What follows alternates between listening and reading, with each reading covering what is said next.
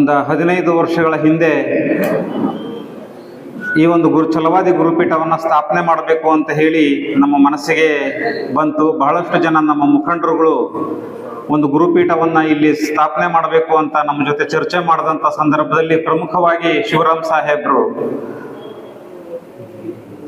ಛಲವಾದಿ ಮಹಾಸಭಾದ ಸಂಸ್ಥಾಪಕ ಅಧ್ಯಕ್ಷರಾಗಿದ್ದಂತಹ ಶಿವರಾಮ್ ಅವ್ರ ಜೊತೆ ಚರ್ಚೆ ಮಾಡಿದಂಥ ಸಂದರ್ಭದಲ್ಲಿ ಅವರು ನಮಗೆ ಪ್ರೋತ್ಸಾಹವನ್ನು ಕೊಟ್ಟು, ಸ್ವಾಮೀಜಿಯವರೇ ನಿಮ್ಗೆ ಏನು ಬೇಕಾದರೂ ನಾವು ಪ್ರೋತ್ಸಾಹ ಮಾಡ್ತೀವಿ, ಜಿಲ್ಲೆ ಒಂದೊಂದು ಗುರುಪೀಠಗಳಾಗಬೇಕಾಗಿದೆ, ಧಾರ್ಮಿಕವಾಗಿ ನಾವು ತುಂಬ ಹಿಂದುಳಿದ್ಬಿಟ್ಟಿದ್ದೀವಿ, ಧರ್ಮ ಅಂತಕ್ಕಂಥದ್ದು ನಮ್ಮ ಕನಸಿನ ಕೂಸಾಗಿದೆ, ಹಿಂಗೆ ಆರ್ಥಿಕವಾಗಿ ಪ್ರಬಲರಾಗಲಿಕ್ಕೆ ನಾವು ಧರ್ಮ ಅಂತಕ್ಕಂಥದ್ದು ಅವಶ್ಯಕತೆ ಇದೆ, ಅದಕ್ಕೋಸ್ಕರವಾಗಿ ನೀವು ಗುರುಪೀಠವನ್ನು ಸ್ಥಾಪನೆ ಮಾಡಬೇಕು ಅಂತ ಹೇಳಿ ನಮ್ಮ ಶಿವರಾಮ್ ಸಾಹೇಬ್ರು, ದಿವಂಗತ ಶಿವರಾಮ್ ಸಾಹೇಬ್ರು ನಾವು ಅವರು ಚರ್ಚೆ ಮಾಡಿದಂಥ ಸಂದರ್ಭದಲ್ಲಿ ಸುಮಾರು ಒಂದು 12 ವರ್ಷದ ಹಿಂದೆ ಛಲವಾದಿ ಗುರುಪೀಠವನ್ನು ಸ್ಥಾಪನೆ ಮಾಡಿದ್ವಿ.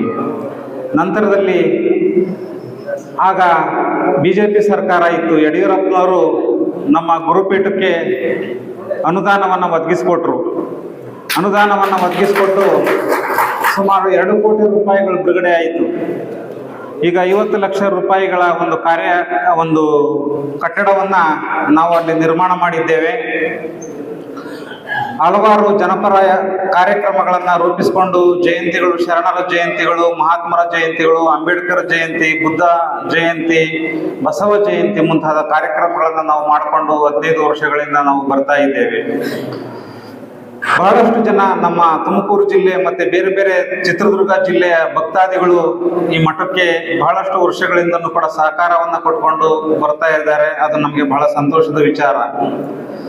ಇಂಥ ಸಂದರ್ಭದಲ್ಲಿ ಕಳೆದ ವರ್ಷನೂ ಕೂಡ 50ನೇ ವರ್ಷದ ಕಾರ್ಯಕ್ರಮವನ್ನು ಅದ್ದೂರಿಯಾಗಿ ನಮ್ಮ ಮಠದಲ್ಲೇ ಮಾಡಲಾಗಿತ್ತು.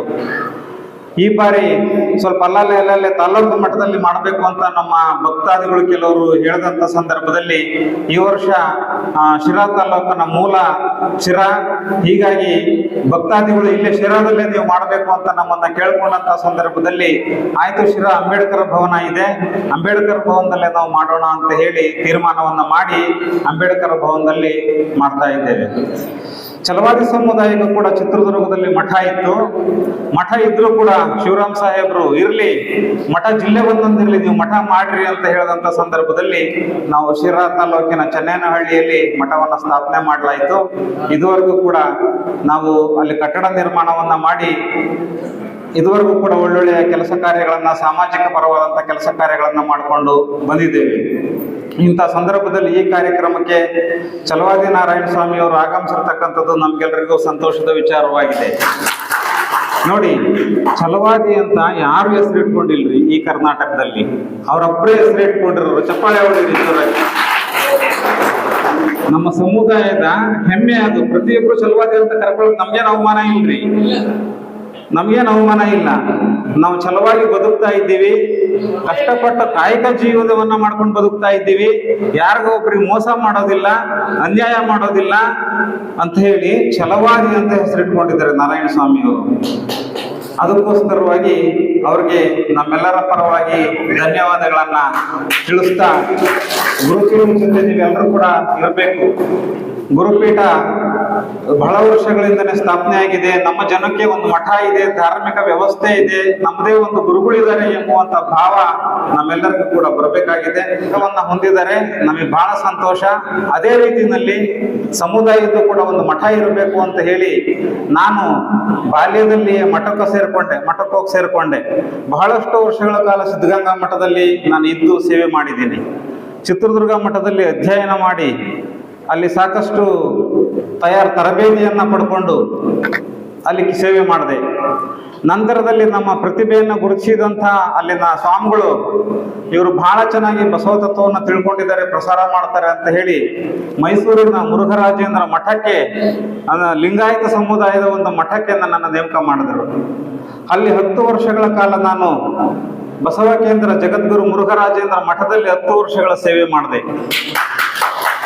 ನಂತರದಲ್ಲಿ ಅಲ್ಲೇ ಮೈಸೂರಿನಲ್ಲೇ ಒಂದು ಸ್ವಂತ ಮಠ, ಭಾವೈಕ್ಯ ಕೇಂದ್ರ ಶ್ರೀ ಬಸವ ಧ್ಯಾನ ಮಂದಿರ ಅಂತ ಹೇಳಿ ಮುಸಲ್ಮಾನರು ನಮಗೆ ಜಾಗವನ್ನ ದಾನ ಕೊಟ್ಟರು. ಮಠ ಕಟ್ಟಲಿಕ್ಕೆ ಮುಸಲ್ಮಾನ್ ಬಂಧುಗಳು ಜಾಗ ಕೊಟ್ಟಿದ್ದಾರೆ. ಆ ಜಾಗದಲ್ಲಿ ಬಸವ ಧ್ಯಾನ ಮಂದಿರ ನಿರ್ಮಾಣ ಆಗಿದೆ. ನಂತರದಲ್ಲಿ ಇತ್ತೀಚೆಗೆ ನೀವೆಲ್ಲ ಕೇಳಿರ್ಬೋದು ಉಳಿವಿ ಚನ್ನಬಸವೇಶ್ವರ ಮಠ ಅಂತ. ಉಳಿವಿ ಅಂದರೆ ಚನ್ನಬಸವಣ್ಣವರು ಲಿಂಗೈಕ್ಯರಾಗಿರುವಂಥ ಒಂದು ಅದ್ಭುತ ಸ್ಥಳ ಅದು. ಅಂತಹ ಉಳಿವೆ ಕ್ಷೇತ್ರಕ್ಕೆ ಮುರುಘಾ ಮಠದ ಅಧ್ಯಕ್ಷರು ನನ್ನನ್ನು ನೇಮಕ ಮಾಡಿದ್ದಾರೆ. ಉಳವಿಯ ಬಸವ ಕೇಂದ್ರ ಜಗದ್ಗುರು ಮುರುಘರಾಜೇಂದ್ರ ಮಠದಲ್ಲಿ ನಾನು ಇವತ್ತು ಸೇವೆ ಮಾಡ್ತಾ ಇದ್ದೇನೆ. ಹೀಗಾಗಿ ನಮ್ಮ ಸಮುದಾಯದಲ್ಲೂ ಕೂಡ ಪ್ರತಿ ವರ್ಷಕ್ಕೊಮ್ಮೆ 2-3 ಕಾರ್ಯಕ್ರಮ ಮಾಡಬೇಕು, ಸಮುದಾಯದವ್ರನ್ನ ಒಗ್ಗೂಡಿಸ್ಬೇಕು. ಸಂಸ್ಕೃತಿ, ಆಚಾರ, ವಿಚಾರ, ನಮ್ಮ ಭಾರತೀಯ ಸಂಸ್ಕೃತಿ ಅಂತ ಹೇಳಿದ್ರೆ ಇಡೀ ವಿಶ್ವದಲ್ಲೇ ಹೆಸರಾಗಿರ್ತಕ್ಕಂಥ ಸಂಸ್ಕೃತಿ ನಮ್ಮದು. ಉರುಮೆ ಬೇರೆ ಯಾವ ದೇಶದಲ್ಲೂ ಈ ತರ ಉರುಮೆ ಪಡೆಯೋಂಗಿಲ್ರಿ. ಬೇರೆ ಯಾವ ದೇಶದಲ್ಲೂ ಕಹಳೆ ಊದಂಗಿಲ್ಲ. ಈ ಕಹಳೆ ಮತ್ತು ಉರುಮೆ ಅರೆವಾದ್ಯ ನಮ್ಮ ಕರ್ನಾಟಕದ ಛಲವಾದಿಗಳ ಕೊಡುಗೆ ಅಂತ ನಮ್ಗೆ ಹೆಮ್ಮೆ ಅನ್ನಿಸ್ತೈತ್ರಿ. ಅರೆವಾದ್ಯ ಮತ್ತು ಈ ಕಹಳೆ ನಮ್ಮ ಕರ್ನಾಟಕದ ಛಲವಾದಿಗಳ ಒಂದು ಹೆಗ್ಗುರುತು. ಒನಕೆ ಓಬವ್ವ ಅವರ ಯಜಮಾನರು ಹನುಮಂತಪ್ಪ ಅಂತ ಹೇಳಿ ಅವರು ಕಹಳೆಯನ್ನ ಊದ್ತಾ ಇದ್ರು. ಈ ಕಹಳೆಯನ್ನ ಊದುವುದು ಯಾಕೆ ಅಂತ ಹೇಳಿದ್ರೆ ಎಚ್ಚರಿಕೆಯ ಮತ್ತು ಜಾಗೃತಿಯ ಸಂಕೇತವನ್ನಾಗಿ ಈ ಕಹಳೆಯನ್ನ ಬಳಸ್ತಾರೆ. ಶತ್ರುಗಳು ಬರ್ತಾ ಇದ್ದಾರೆ, ಎಚ್ಚರವಾಗ್ರಿ ಅಂತ ಚಿತ್ರದುರ್ಗದ ಕೋಟೆಗಳಲ್ಲಿ 108 ಕಹಳೆಯವರನ್ನ ಅಲ್ಲಿ ನಿಲ್ಲಿಸಿ, ಛಲವಾದಿಗಳನ್ನ ನಿಲ್ಲಿಸಿ ಕೋಟೆಯ ರಕ್ಷಣೆಯನ್ನ ಮಾಡ್ತಾ ಇದ್ರು. ಹೀಗೆ ಅರೆವಾದ್ಯ, ಈ ಕಹಳೆ ಇವೆಲ್ಲ ನಮ್ಮ ಭಾರತೀಯ ಸಂಸ್ಕೃತಿಯ ಪ್ರತೀಕಗಳಾಗಿದ್ದಾವೆ. ನಾವು ಮಾಡಿದ್ದೇವೆ. ನೀವೆಲ್ಲರೂ ಕೂಡ ಇನ್ನೂ ಹೆಚ್ಚಿನ ರೀತಿಯಲ್ಲಿ ಆ ಮಠಕ್ಕೆ ಬರಬೇಕು. ಈಗ ಬೇರೆ ಬೇರೆ ಮಠಗಳಿಗೆಲ್ಲ ಹೋಗ್ತೀರಾ ನೀವು. ಎಲ್ಲ ಮಠಗಳಿಗೆಲ್ಲ ಹೋಗಿ 5,000 10,000 ರೂಪಾಯಿ ಕಾಣಿಕೆ ಕೊಟ್ಟಿರೋದು ನಾನು ನೋಡಿದ್ದೇನೆ. ಸುಮ್ಮನೆ ಆ ಮಾಟ ಮಂತ್ರ ಅದು ಇದು ಮೂಢನಂಬಿಕೆಗಳಿಗೆಲ್ಲ ಹೋಗಿ ದೇವ್ರ ಮೈ ಮೇಲೆ ಬರ್ತೈತಿಲ್ಲ ಅಂತೆಲ್ಲ ಹೋಗಿರೋದನ್ನ ನಾನು ನೋಡಿದ್ದೇನೆ.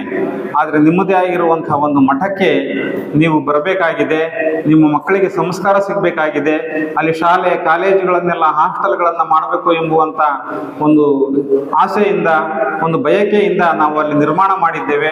ಅದಕ್ಕೋಸ್ಕರವಾಗಿ ತಾವೆಲ್ಲರೂ ಆಗಮಿಸಿ ಈ ಮಠದ ಒಂದು ಪ್ರಯೋಜನವನ್ನು ಪಡ್ಕೊಳ್ಬೇಕು ಅಂತ ಹೇಳಿ ನಾನು 2 ಮಾತುಗಳನ್ನ